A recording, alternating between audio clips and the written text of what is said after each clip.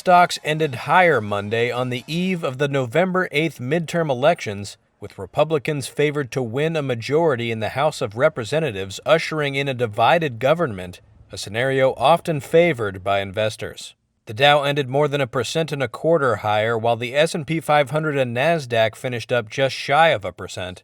Michael Jones, chairman and CEO of Caravel Concepts, explains why some on Wall Street love gridlock in Washington. Generally speaking, the times historically where I've lived through this, where the market has done the best, is when there is the potential for stalemate.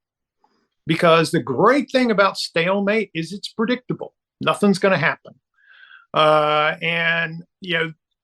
I think right now, if I were to try and balance between is it uncertainty about the Fed or uncertainty on the election, I think investors are much more worried about the Fed than the election, because the election is almost certain to lead to stalemate.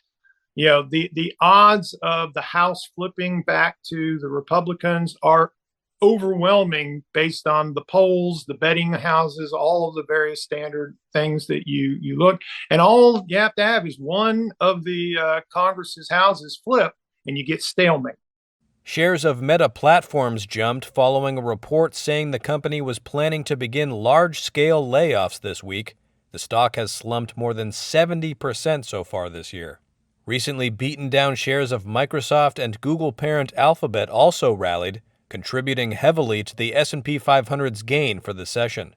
And soaring on the eve of the election were shares of Digital World Acquisition Corp., the blank check firm that agreed to take Donald Trump's Truth Social startup public after the former U.S. president hinted at announcing another run for the White House soon.